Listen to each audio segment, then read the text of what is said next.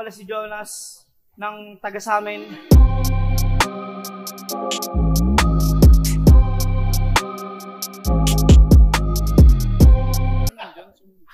Kanina pa tayo dapat. Ang tagal mong dumating, Brad. Alam nyo ba kung bakit siya na late? Yung wheelchair niya naklamp. Tapos pagdating pa, puta, kala mo kung sino? Inaangat pa sa stage, kala ko Santo Niño.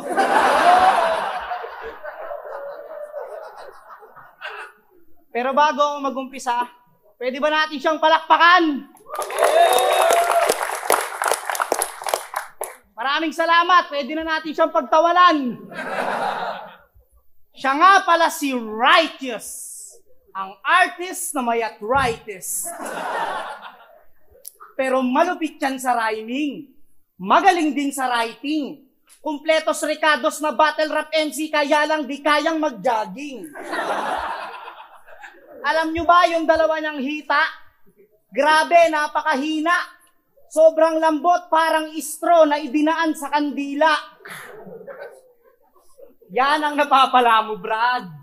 Kakasali mo sa frat. Kakapasok mo sa kapatiran, napatiran ka ng ugat.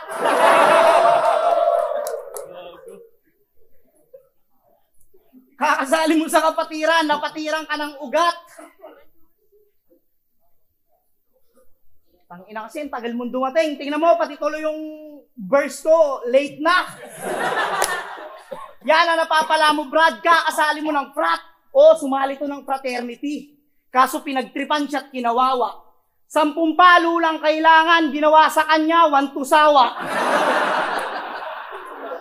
Puta, pinalo siya ng pinalo nang walang kalaban-laban. Kung makikita nyo lang si Gago, para siyang labahan. Alam nyo pa kung anong masakit pagtapos ng lahat? Yung sinalihan niya, hindi pala acro, puta, acrobat. Kaya lahat ng sakripisyo mo ay nawala rin. Kasi pagtapos mong makasali, hindi ka makatumbling. Pero seryoso. Ito, suggestion lang para sa income mo, pandagdag. Bukod sa pagra-rap, ba't di ka kaya mag-motovlog? Kasi para ka rin naman nagmumotor. Pag yung kamay mo nakaganyan. Isang helmet lang, tol, tas kamerang maliit, palag na yan. Tangina kasing kamayan ng puta. Laging nakabaluktot, tanginan to ang kulit. Ganyan na ganyan yung mingming namin pag nanghihingi ng tinik. Hindi mo malaman kung naiihi o nagtitigil ka ng tae. Laging nakaganito yung daliri, parang nagtitikol na maarte.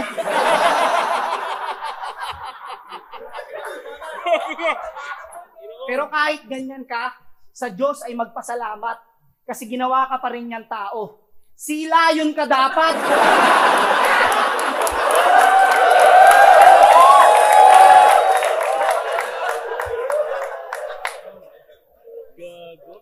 Kaya yung kapansanan mo, hanggang sa langit mo dadalhin.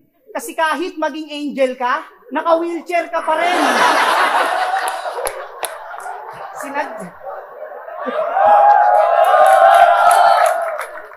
Sinadya talaga ng Diyos na ikaw ay di na makalakad. Para lang iparamdam sa'yo kung ano ba ang gulong ng palad.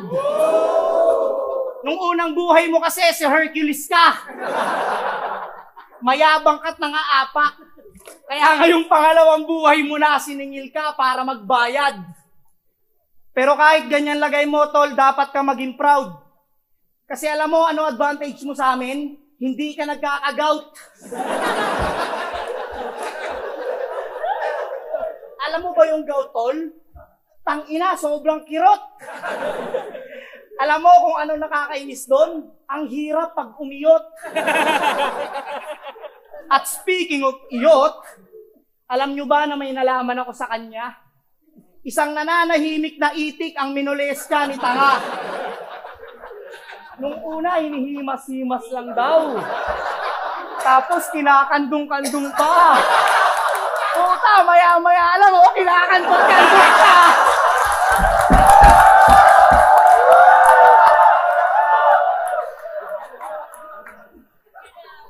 Time na. Tanginan to ni Pilay, pumapalag. Baka hindi mo alam, iba yung duling sa banlag. Banlag, nandito yung ano, yung duling nandito sa... Tanginang Pilay ito, mga asa na lang, hindi pa tama. Aaning-aning. Ngayon, sabihin mo kung sino sa atin ang may problema sa paningin. Tanginan to ang puta, inaasar pa yung kanta ko na MP Light. Ikaw nga may kanta eh, MP Light.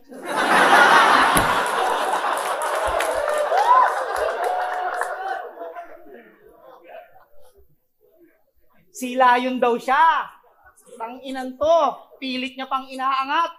Ikaw lang yung kilala kong sila yun na sa dagat, nagleyas. Garay. Garay.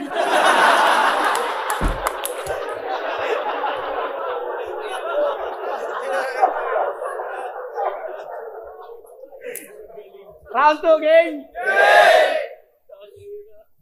Alam nyo ba style na ito? Ganito.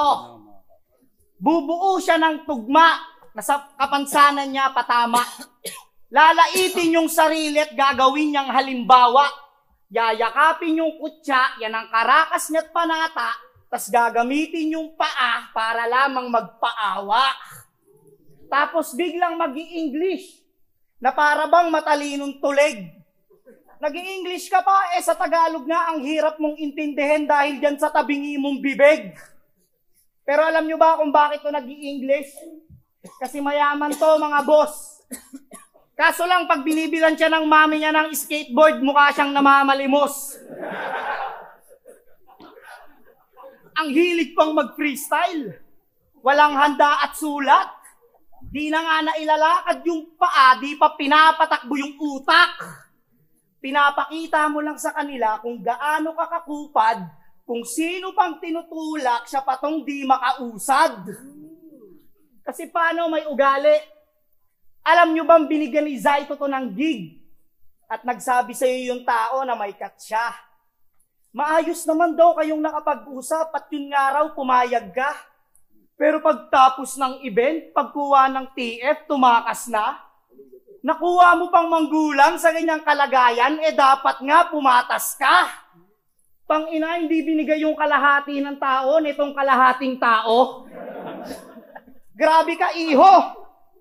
Ikaw lang ang kilala kong lumpo na nanakbo ng 10,000. Kaya kinarma si Gago. At ang nangyari sa kanya sa ending, nawalan na siya ng movement na parang intro sa live selling. Kaya di na rin ako magtataka kung sa battle rap, mawalan ka na rin ng papel at mapunta ka sa antas na mas nirirespeto na sa'yo si Tokel. Lahat ng kasabayan mo, puro old god na at matataas na level. Ikaw lampas 1 dekada ka nang bumabatil, hindi ka pa rin tricycle! Oh, sobrang tagal na itong bumigera. Pero lahat ng laban, puro pangit. Paano mo nakukuhang tumanggap ng talent fee na walang pinapakitang talent? Lagi niya sinasabi, pasensya na tol. Di ko lang magilapan kasi ang daming problema. Pukin ang inang yan. Napakawak na dahilan. Huwag kang tatanggap ng laban kung di mo kayang tayuan. Kasi ako, lahat ng laban ko noong nakaraang taon, dugot pawis ang inalay. Pinagsabay-sabay lahat ng racket, di nangalay. Nasa Batang Quiapo, may music, daddy's duty pa ako sa bahay. Kaya kung yayabangan mo lang ako ngayon ay nagtutulo ka lang ng laway.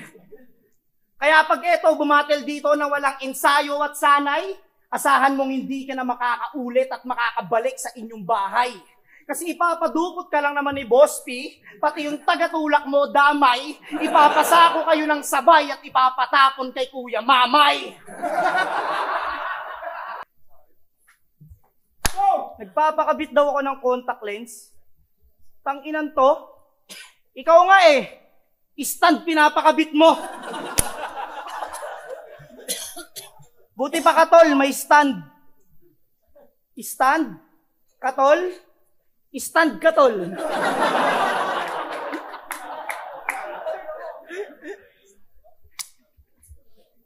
Pag pinapanood kita mag-rap, pre, ako'y nahihirapan.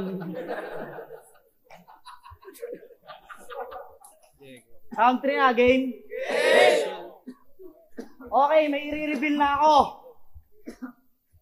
Ubo ka ng ubo! Hindi ko malaman kung nadidistract ako o puta mamamatay na to.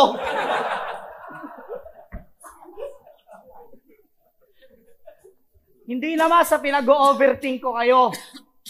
Pero minsan ba naisip nyo na paano pala kung isang malaking prank lang yung pagkalumpo nito? Oo, noon pa natin siya nakikitang naka-wheelchair. Matagal niya na tayong nililinlang. Righteous one, hindi ka lumpo, tang ina mo, tamad ka lang.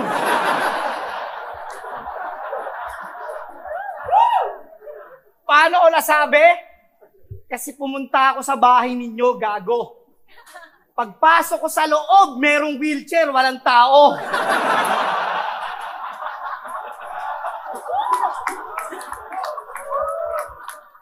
Kaya dumiretso ako sa banyo at sa nakakabiglang tagpo, naabutan ko to si gago, tumatae, nakatayo. Ano, magpapanggap ka pa? Ulul, hindi sa'yo bagay. Lumpo, pukin ang ina, tas may treadmill sa bahay.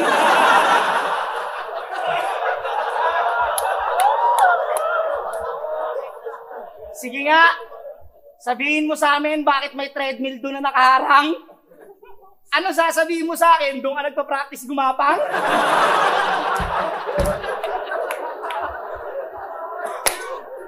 Tsaka kita naman sa katawan, puta, kahit pa magsinungaling. Kung di ka talaga nag-e-ehersisyo, ba't payat ka pa rin? Kasi isipin nyo, si Apok, 2 years yung nag-workout para lamang siya'y pumayat. Ikaw hindi ka naglalalakad tapos hindi ka bumibigat. Kaya Joshua Beringer, wag mo na kaming ginagawang tanga. Paano mo nagagawang humarap sa kanila na may scripted na paa? Paano mo nagagawang humarap sa kanila na may scripted na paa? Kasi, pati yung patabingi-tabingi mo ng bibig, alam ko hindi yan inborn, gago ka ba? Side effect lang yan ng droga nung nagsasyabu ka pa. O, hindi? Hindi? Ulul ka, wag ako. Tumabingi lang ang bibig mo, kakaganto. O, hindi to nakakalakad. Tsaka yung pagtulo-tulo ng laway mo, alam ko, sinasadya mo yan. Para di mahalata ng mga babae ang iyong kamanyakan. Kasi pag meron chicks, lalo na sa kanyang harapan, puta, yung laway niyan parang tsunami sa Japan.